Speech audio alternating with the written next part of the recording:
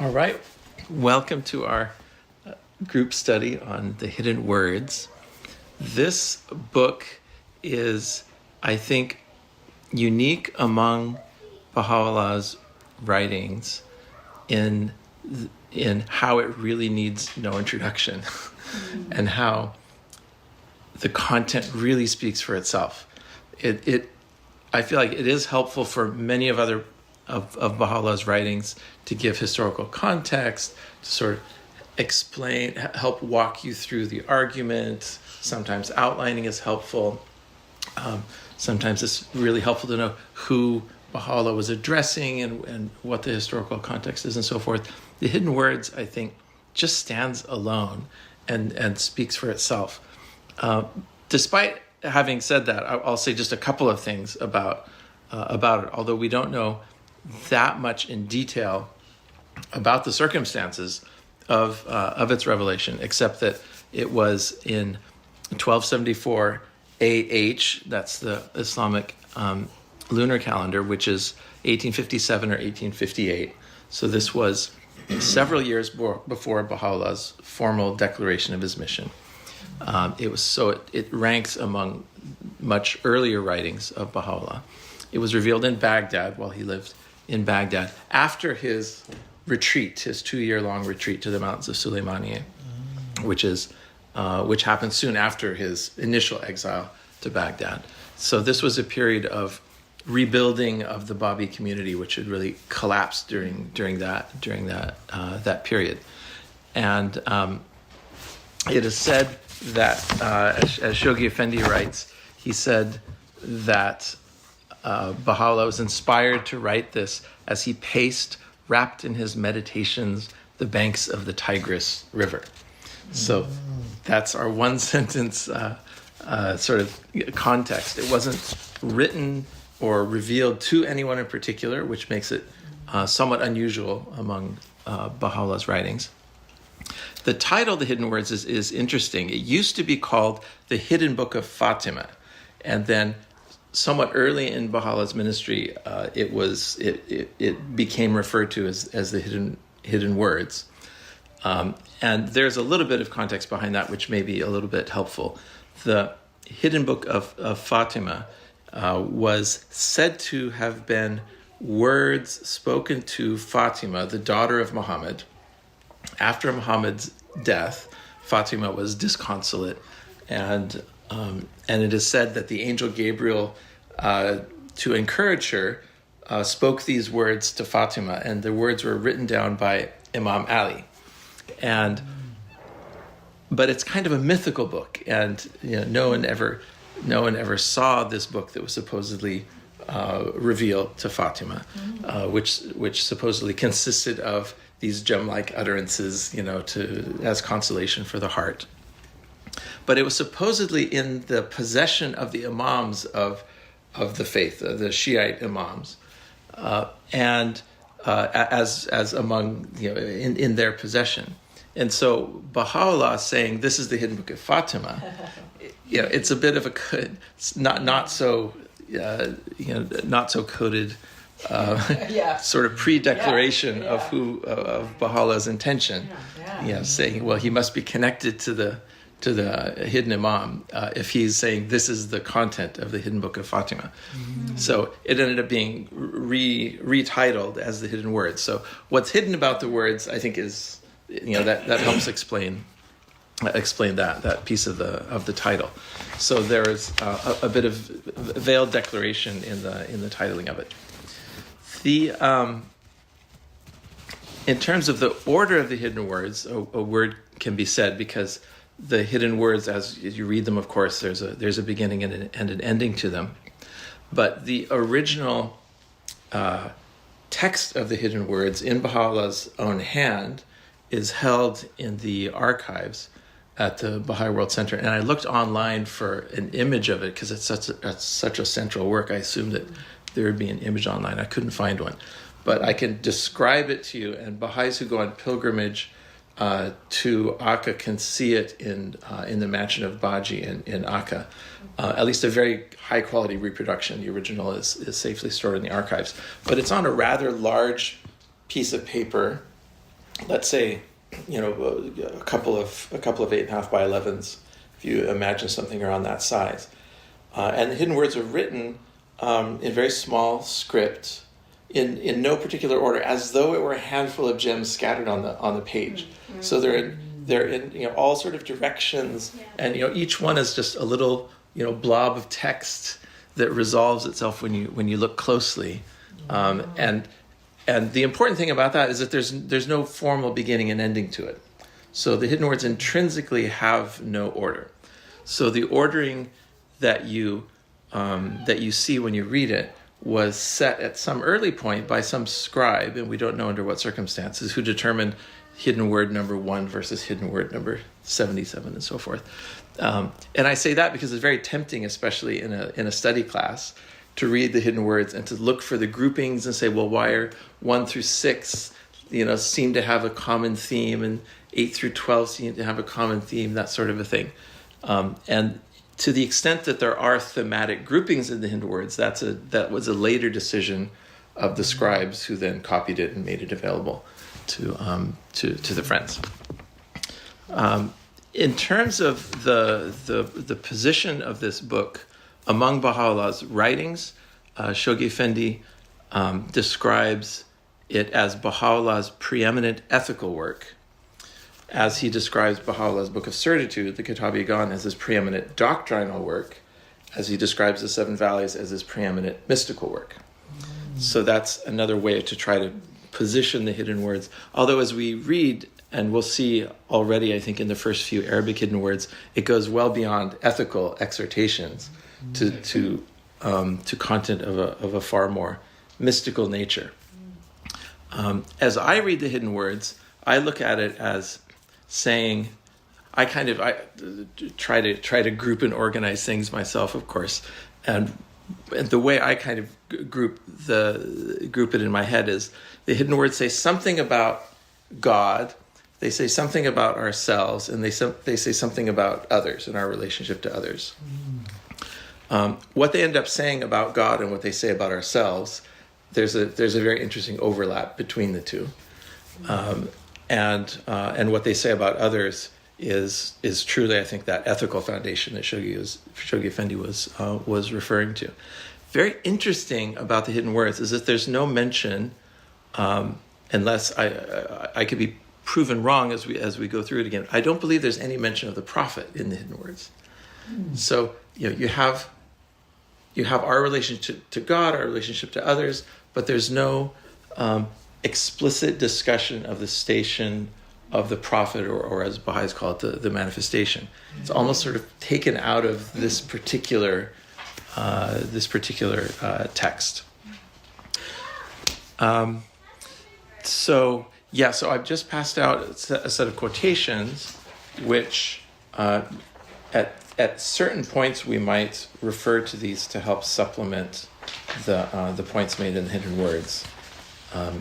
It's often the case, very often the case, I think, for Baha'u'llah's writings that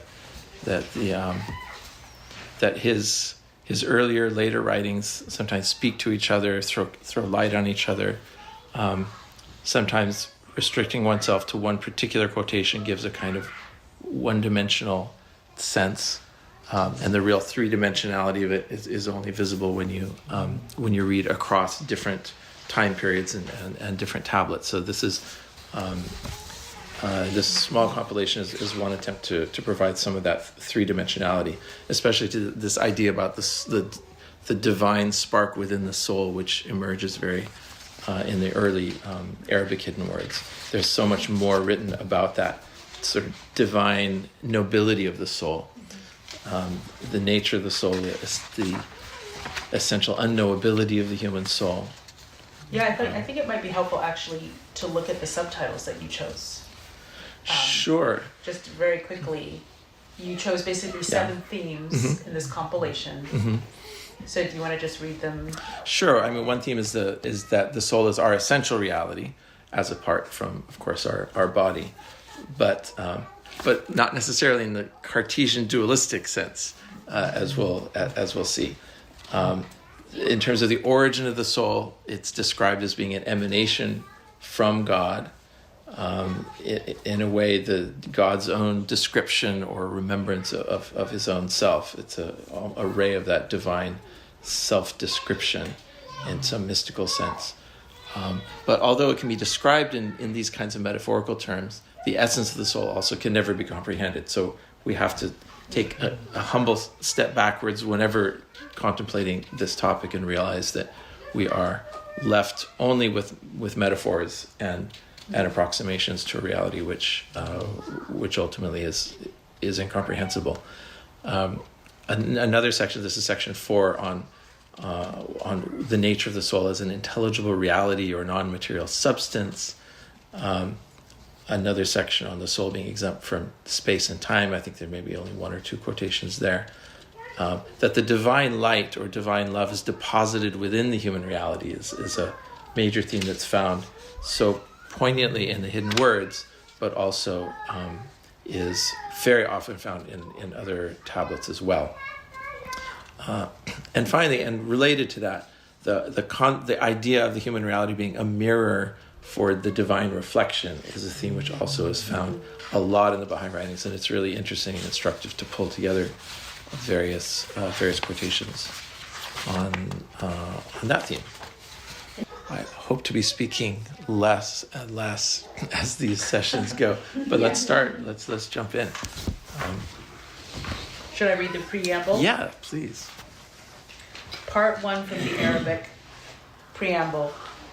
He is the glory of glories. This is that which hath descended from the realm of glory, uttered by the tongue of power and might, and revealed unto the prophets of old. We have taken the inner essence thereof and clothed it in the garment of brevity as a token of grace unto the righteous, that they may stand faithful unto the covenant of God, may fulfill in their lives his trust, and in the realm of spirit obtain the gem of divine virtue. There's also the sense of trust as God has entrusted us with something precious. Mm-hmm. And by fulfilling in our lives his trust, we're making ourselves worthy of that thing that's been bestowed upon us. You know, that the gem, that light, that spark of the spirit that's within us is in a way the trust of God within us. Mm-hmm. And to fulfill in our lives this trust can also mean, you know, acting in a way that's worthy of that. Right. Mm. I guess, yeah, I think I'm kind of there with Kim, and my looking at that trust is something that you have, that you repose in someone else for it to become something more. And I'm reminded of the hidden word that's, what is it, number 13, I've created thee rich. And it goes on to talk about why dost thou bring thyself down, but I created thee rich. So just being created as God's image means that God's trusting us to do our part in being his image, I guess. Mm-hmm. And so the idea of just the dignity of the human, that the creator of the universe is actually entrusted something of God's own character to us to act on, is kind of a mind-blowing thought. And that's the norm. That's actually the baseline. It's not that we are already whole. We are already that, and there's external things are creating it not to be so. Yeah. And that's such a concept coming from a Catholic faith, because you're born a sinner, you're going to die a sinner. And to have the whole concept, and I have to often remind myself when I'm reading the writings that, like, no, I'm good enough now. Like, I have the values now, I have the gems now. Because that's the constant reminder of that Catholic guilt, that I am a sinner and I'm born a sinner. Like, because you're baptized the minute you're born, because you came into this world a sinner. Like, you need the cleansing. Yeah, and so, like, just that concept. Like, I had to have a priest come into my bedroom and bless my bedroom before I was even born, because I'm already coming into this world a sinner, which is very different than what Bahaullah is saying. Bahaullah is saying, you came into this world with all the knowledge and all, with all the gems, the value. You are noble, and the fact that you're a creation, which is like, it's a hard concept to learn. And later in the Hidden Words, we see he dwells at some length about transgression, about what we've failed to do, but it's not primordial, whereas in Catholicism it's located in a sort of primeval, event that, the stain that we carry with us. Yeah. But for Bahaullah, that innate creation is purely noble and divine. But if we don't fulfill in our lives this trust, then we get to hear about it later on. Oh, ye are dead upon the couch of heedlessness and so forth. What's funny is like all the departing prayers are always forgiving your sins. It's like automatic, like. Right. That's There's the an baseline. assumption there, right? Yeah, there's an assumption across all the departed prayers that you sin. Yeah. That you had before. Don't say it for me, friends. The idea of the original blessing rather than the original sin. Matthew Fox writes about that. He was a Dominican priest who was excommunicated for writing about that. Wow. Yeah, he's now an Episcopal priest, and sort of teaches Teilhard's cosmic mass to the universe. But I just think the Pope just recently said, somebody asked him about hell and who's in hell, and he said, well, the way I look at it, if hell exists, nobody's in hell. So I thought that was pretty darn interesting. Wow. Yeah. But Bob talks about hell being your distance from God. Yeah, the separation. That it's from that God. separation. That's the hell. Yeah. It's not an actual physical place. And Richard Rohr talks about we are created in the image and likeness of God, but he says we all have embedded in us the image of God. That's just innate. But we have to take responsibility to assume the likeness. That likeness part is human responsibility. The image was God's responsibility. So I always thought that was really interesting. Well, in the Baha'i writings too, there's also references to the need for education, and I'm assuming spiritual education is what enables us to fulfill that. I can't remember the quote from Abdul-Baha, but there's one about that. But for the lack of true knowledge or true education or something. But Baha'u'llah's, of course, is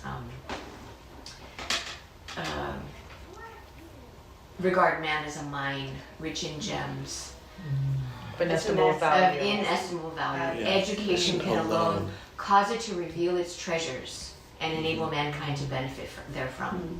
So, I mean, we often think of that education as what, like material education, but I think in this context, to think of it as that need for spiritual education enables us to those gems of those heavenly perfections. Yeah. And just this week, I was reading that spiritual education it's written in poetry. Religious education is written in prose. And the poetic part, the spiritual poetic part, is the part that contains the mystery, the paradox. Yes. And I thought that's really cool. Yeah. I like that. I like from the standpoint of equity that this is how we're all equal. You may have a different circumstance, you may be born in a different place, you may have this education, that access in some ways may be something external maybe, but everyone starts out as equal. So when I'm relating to you, I need to understand that you also have a direct relationship with spirit, with faith. You're already noble. So when I relate to you, I have to see you in a different way. Like That's my spiritual obligation. Yeah. Yeah. Oh, Yeah. Well, the first hidden word already, I think, touches on some of the things we've been discussing. It says something about what we have to do, and this is something about what we are or what we become. So why don't we, and we could actually probably do it in the entire session just on this first hidden word. Yeah. So much in it. O Son of Spirit, my first counsel is this: possess a pure, kindly, and radiant heart, that I may be sovereignty, ancient, imperishable, and everlasting. So what does sovereignty mean in this? I'm just got Yes. puzzled about that. Yeah. I'm looking at the Arabic to see that sometimes there can be a little extra insight from looking at the Arabic, but it's a pretty straight up translation. On this particular phrase, لِتَمْلِكَ مُلْكًا دَائِمًا بَاقِيًا أَزَّلًا قَدِيمًا. It says, that you may possess mulkan, a sovereignty, just like the Baha'i month, mulk is sovereignty. That you may possess a sovereignty that is ancient, imperishable, and everlasting. One thing that I wonder as I read this is Bahaullah describing like an elevation of our souls that take place when we fulfill that requirement, when we have a pure, kindly, and radiant heart? Or when you look at, what in the universe has a sovereignty that's ancient, perishable, everlasting, that seems like a description of God. So That's the puzzlement. yeah, is he saying the soul becomes God-like? Yeah. Or the God-like, or those divine attributes that were already there within, as we see in a few hidden words, become manifested by the heart that's pure and kindly and radiant. Yeah, whose sovereignty is it, in other words? Yeah. Is it ours, or do we get, we have a crown on our head and we get, that's our spiritual reward for being pure and kindly and radiant? Or is it that we become God-like when we let go of the boundaries of the ego and when the drop reunites with the sea, it takes on the characteristic of the sea, which is an eternal sovereignty. Sovereignty can also mean authority and ownership of, like, to have the authority and the power over oneself. Like in indigenous cultures and in communities, that's probably one of the most important things, politically speaking, is their sovereignty of their nations. That they have the ability to determine how they'll rule, how they'll govern their community outside of anyone else. So when after seeing this for so many years, now that I'm teaching my classes about indigenous culture and the importance of sovereignty, this is like one of the standards we're asked to teach the kids. It means something so different to me now. When I see that this sovereignty is your ability to know that you possess this thing. It is yours. There is no mediary between you and this. You own it. You also have the ability to have something that is ancient, imperishable, and everlasting, and it's yours. And you control it. And it's your destiny and your possession. So it means something different to me now when I read it in that way. No, and it hit me. I love this verse. I try to start my day with it every day. And it hit me just last week or so that everything that we have, of course, comes from God. So when Bahaullah is saying, possess a pure, kindly, and radiant heart, we can't do that without God enabling us to do that. So there is an acquiescence to that, even though it's kind of an active tense. Possess, take it. But we can't take it unless God has already given us the wherewithal to see that it matters and to claim it. But then what's so interesting when you bring the sovereignty idea in, for me, is it's a little bit like the distinction between the drop of water and the sea in this respect. When you think of sovereignty, the sovereignty of the nation of Ukraine, or you think of the sovereignty of an indigenous people in Oregon or something, it means that there's a separateness that's not in a bad sense, but in a dignity sense.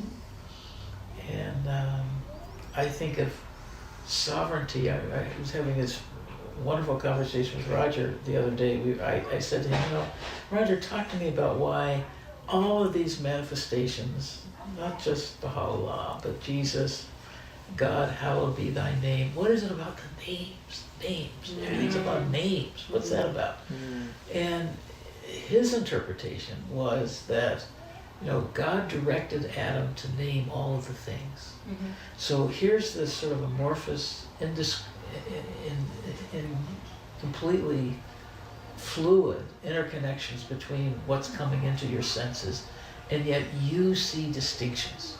This is a dog, it's not a cat.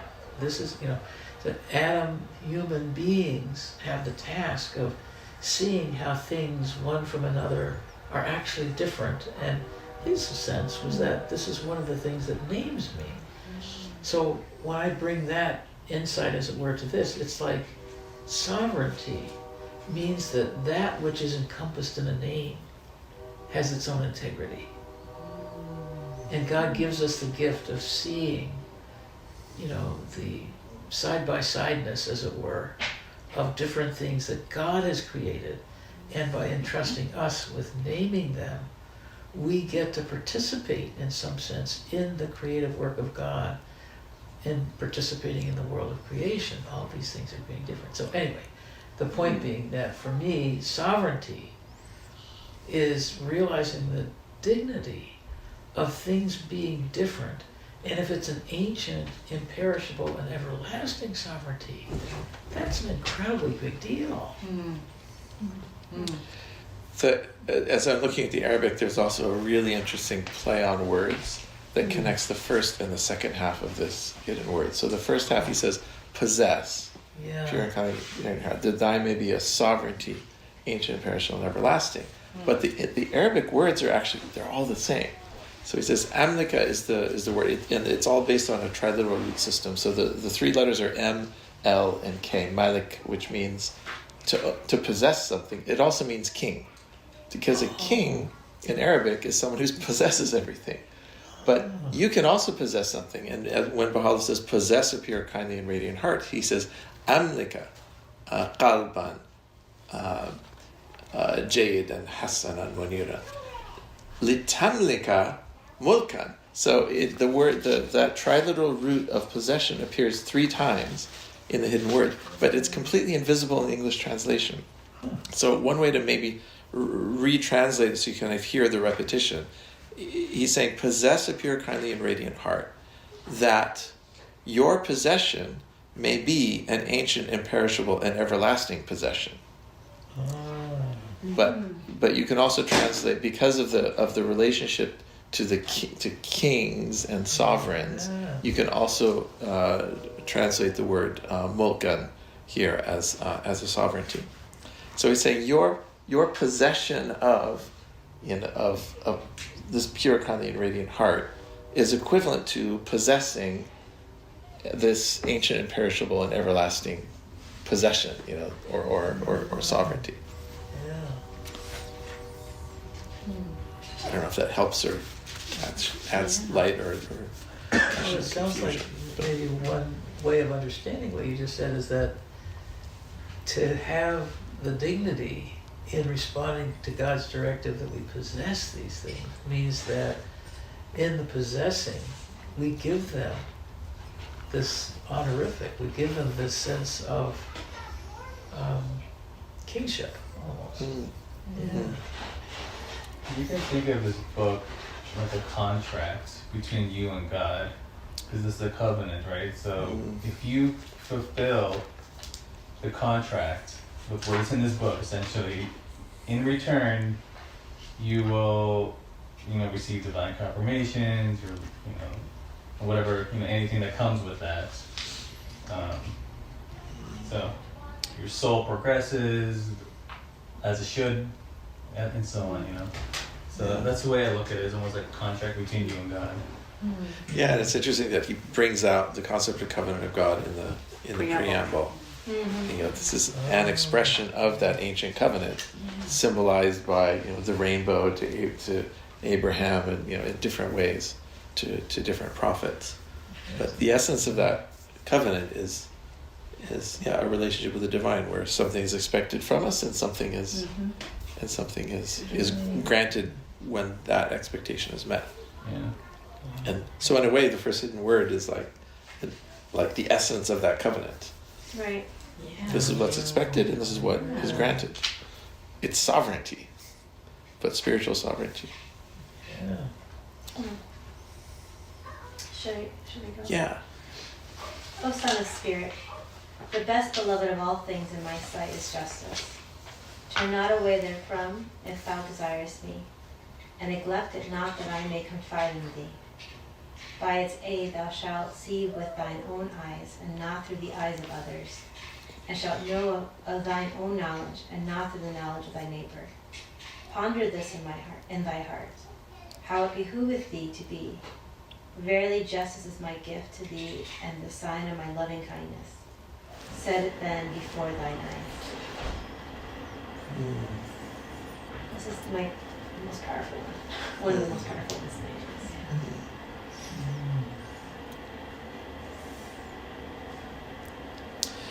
It's worth mentioning the word justice here is a translation of the Arabic word insaf. And that's worth mentioning because there are two different words that are sometimes translated as justice in the Baha'i writings. One that we associate with houses of justice, and that word is different. That word is adl, which also has connotations of straightness. But insaf is from the Arabic root nasafa, which has further connotations of making equal division, dividing something into equal parts. And so there's a slight difference in meaning between these two different words for justice, both of which appear in Baha'u'llah's writings. And in fact, when you look at how Shoghi Effendi translates insaf, in most of his writings, he translates it as fair-mindedness, which is more of an individual virtue about treating people equally, as the Arabic verb kind of implies. It's often read out, I believe, slightly incorrectly as like justice on like a societal level, like social, the kind of justice dispensed by, say, a house of justice. But that's a different word, and I think a different connotation. And I think that's clear when he says by the aid of insaf, by the aid of fair-mindedness. He says what happens. You see through your own eyes, not through the eyes of your neighbor. He's describing a personal thing, how we relate to our neighbor. Yeah. From a Christian point of view, when I read this, it reminds me that when we're talking to other Christians, we have to remind ourselves that we do not know what they believe. We cannot assume what another Christian believes, even within Christianity, within Christians of our own community, because we interpret for ourselves, or we have had things interpreted for us.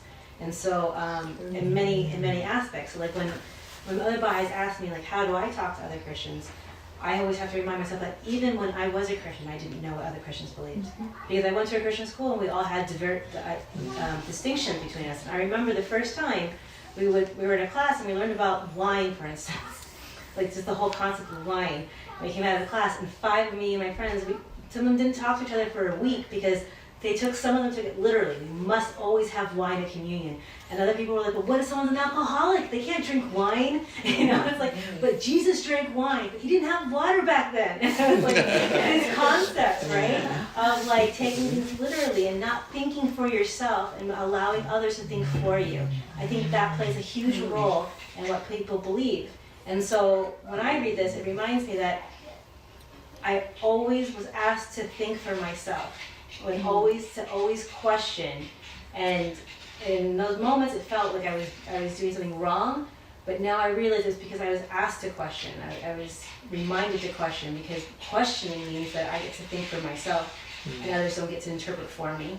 And so I feel like this is just a constant reminder of there's only ignorance when you allow other people to think for you, and you only listen to what your neighbor has to say and not what is the writings of God himself. Did you already? I stepped out for a second. But I did you already, read number 2. yeah, Yeah. Did you already explain why J is capitalized? No. No, Yeah, I was going to ask That was about going to be that. my next question. Yeah. no.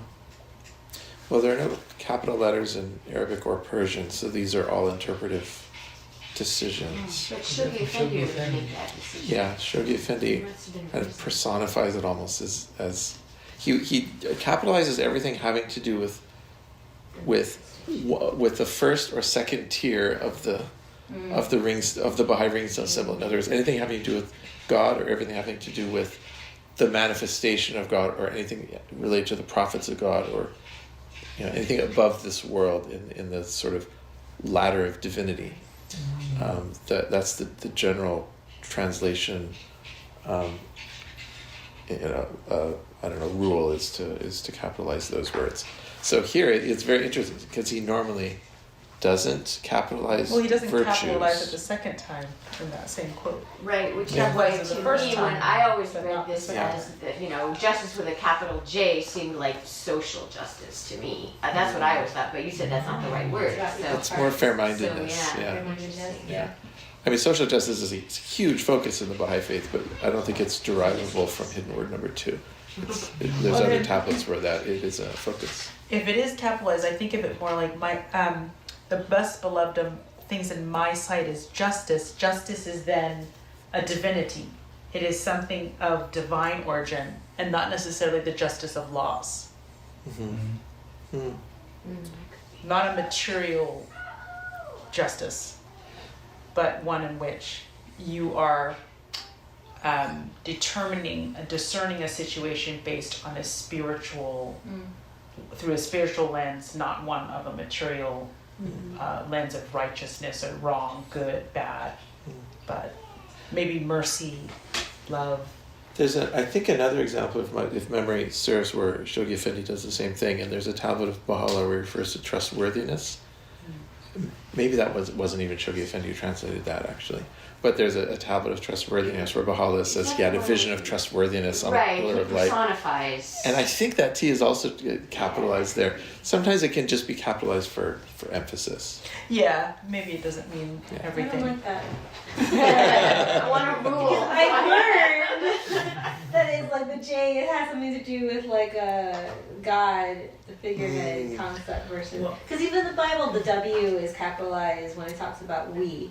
And Interesting. the interpretation of it is when Christians are reading it, they're like the we royal Christ, we. yeah, the Trinity. That doesn't actually, the word Trinity doesn't actually exist. And so then but from like a theologian point of view, it was the concept of like all of the ancients, the we's. And so it was capitalized. I will always remember it, the only W capitalized in all of the Bible is the we. Well, as one of the attributes of God, it definitely deserves capitalization, along with all of them. I wanted to ask about that because, it sort of jumped out at me that it was capitalized in that first part and then it isn't at the end. But the whole notion that there is spiritual reality, like the human soul is a substantive thing, even though it's not composed of electrons and protons as far as we could tell so far. Sort of. No, it wouldn't be. Anyway, but is part of the way that God creates that there are certain emanations of God's being, and we call them attributes, but in fact, the real substantive stuff of spirit. And they're real. So when he says, this is my gift to you, it isn't just, like in philosophy, you can analyze yourself and come up with words that aren't actual things. They're just inferences about a collection of shared experiences. So we see all these dogs, and so we use the word dog, but a dog in the regular world is either one particular animal.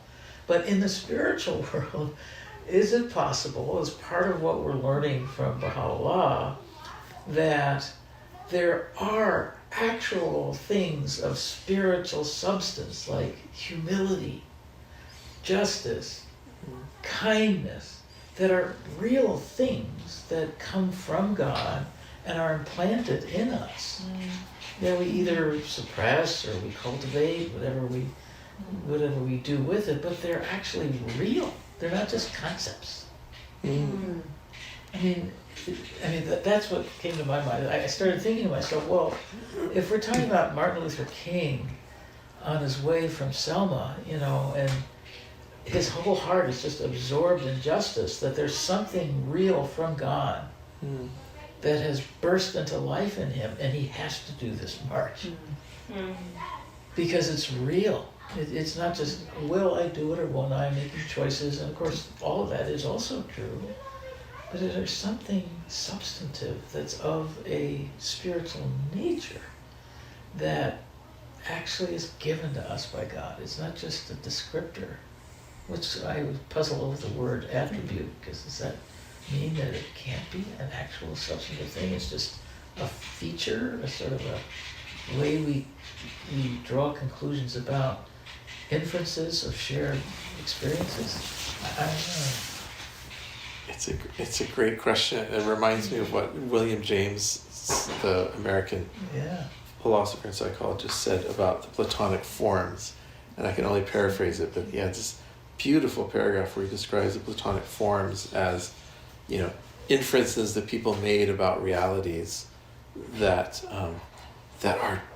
are just as real because they shape human behavior and they direct the course of civilizations, and they're, and so to us we might as well categorize them, as just as real as a table or a chair or something like that, because the reality of something is not. I'm kind of going beyond the quote, but I think the spirit of what he was saying was that the reality of these things is a function of their influence in the world.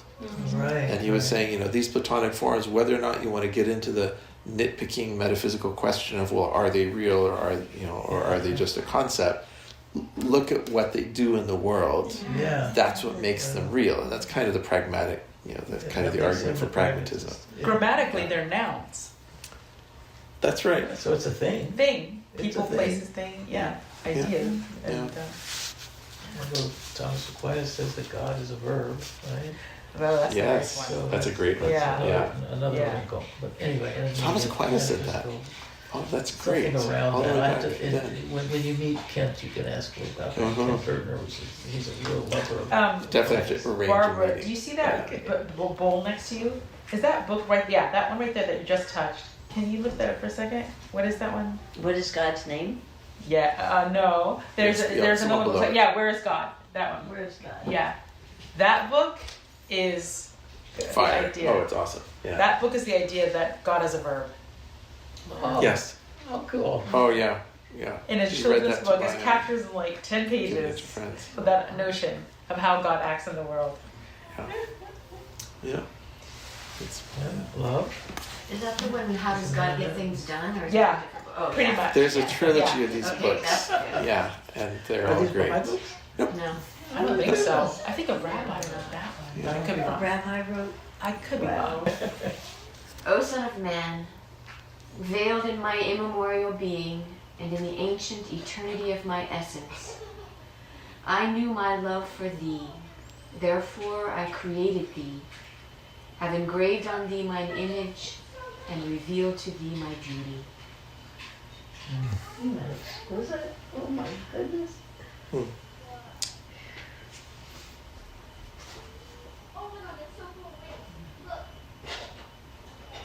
I love how it inverts our sort of notion of causality. God's love for us precedes our creation. Yeah. I don't like to go down the predestination route. It's caused a lot of problems. Now let's not talk about what's not capitalized. I've always, when I've thought about that, is that, I loved my kids before they were ever conceived. Yes, that's a great way to think about it. And It's again, so true. obviously, I'm a person and all that, but just that, I can see how that could be possible. Yeah. Just the idea of it Yeah. made me happy just thinking about being a mom. Then reality hit. Adi talks about that a lot, about how that reality that mothers have with their children. You know by first name. You go by first name now? Yeah, we're like that now. We're like that now. Tarzan he's talking about. I knew exactly who she meant. Big A. I listen to him so much that we're like Adi. So anyway, we all know who Adi is. I talk about him so much. It's Adi, okay?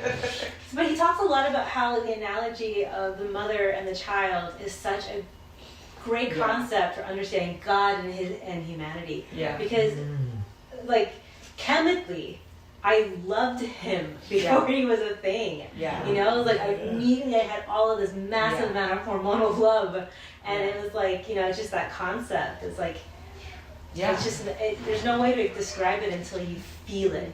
Yes, that's right. Yeah. These are our very essence. Well, and everyone knows what that feeling is. You know, it's like Barbara said, like spirituality is set in metaphors. Mm-hmm. You know, because metaphors so powerfully help us imagine what the person's talking about. Yeah. Can we just squeeze in 4 because it's almost it's Yes. a very similar Yeah. theme. O Son of Man, I love thy creation, hence I created thee. Wherefore do thou love me, that I may name thy name, and fill thy soul with the spirit of life. It's the naming. Yes. So many parts to that. It's hard to read this one without crying. I know, it's actually one of my favorite songs is this one. Oh, I know a different version of it. Oh, yeah, I know Ramin's. Oh yeah, I taught Leon one version of it. It was one of the first Baha'i songs that someone sang to me. We're really remiss in not including some musical renditions of these. Music. This, Well, I can sing and you can sing it with reading. me. Want to? How many I don't know people if I sing know too? it. Solo. Alright, I might be off tune. Yeah, we'll I sing. have to sing again. Yeah. O Son of Man, I love thy creation, hence I created thee. And I repeat. O Son of Man, I love thy creation, hence I created thee. Wherefore do thou love me, that I may name thy name? Wherefore do thou love me, that I may name thy name? And fill thy soul with the spirit of life, with the spirit of life. And fill thy soul with the spirit of life, with the spirit of life. I'm really off tune, but Oh, you sound beautiful. Oh, That was lovely. lovely. thank you. Wonderful. I just, that first sentence was such a peculiar gathering of words. I love thy creation, hence I created thee.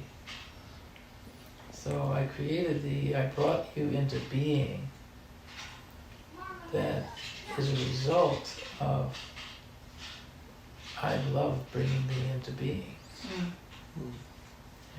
Yeah. Wherefore do thou love me, that I may name thy name and fill thy soul with the spirit of life. So it's that love. It's just really all about love is the real stuff of creating. What do you think it means that I may name thy name? What do you think that's about? Name thy name.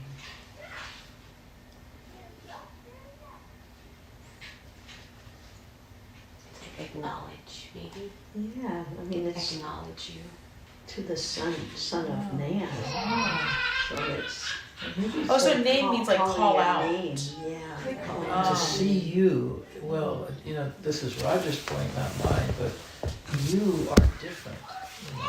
You know, you are adjacent to, and you're not the same as the thing you're adjacent to. And I name this thing this and that thing that. So I'm naming you. I'm giving you a name. I'm giving you a unique place in the creation that I've undertaken. There's also this concept of the name, like to not have a name, to be given a name. You know, that like possessiveness that people have, where it's like I am not a person without a name, or I am not a being without a name. Like, because like I think it the whole concept of like psychologically not having a name is like I don't exist. I don't matter. And that I name, because like my mom has this obsessiveness with the concept of all the names of God, like a poster of all the names of God and like Jew and like Hebrew and all that stuff. And so it's just like this whole concept of like being named feels like a sense of passage or a sense of like I don't know. Well, in Bahaullah would often give people new names too. Yeah, that's true. You changed their names to that. There's something about the concept of names. You know, our son Thomas became a Jesuit volunteer, which is a world of accompaniment, which I know is a Baha'i idea, that you don't look down on people and take care of them, you accompany them.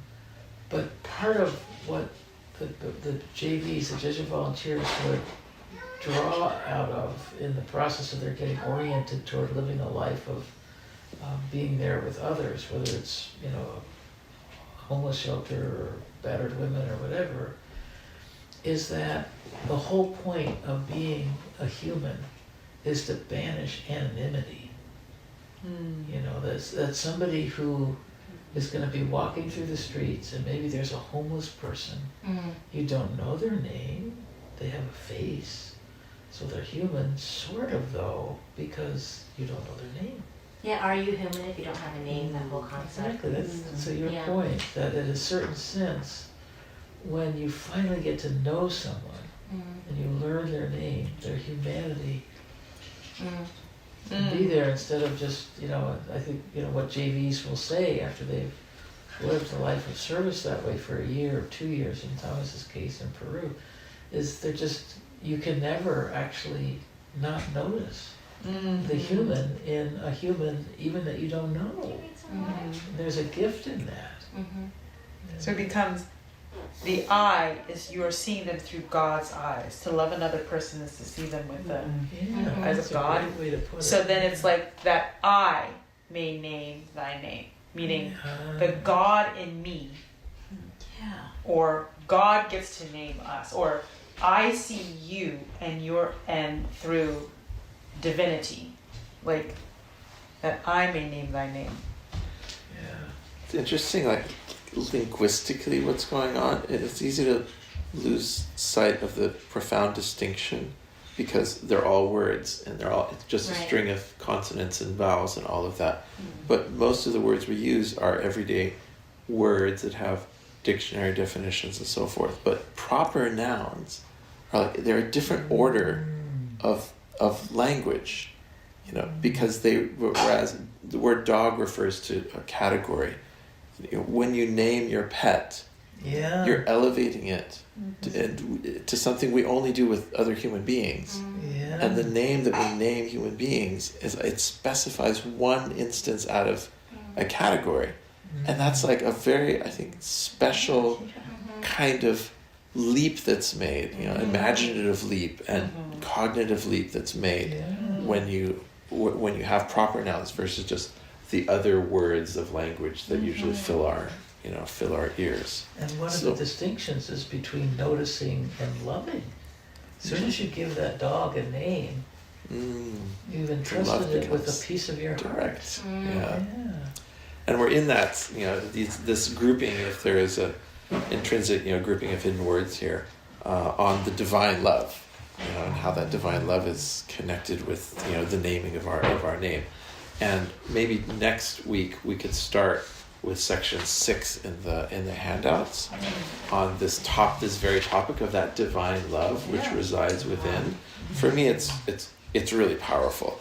What's in the Baha'i rings beyond just what's in the hidden words, and there's a lot on it. And I think it'd be neat to start with that and read, just kind of let it wash over us and get a sense of just how pervasive a theme this is in the Baha'i writings.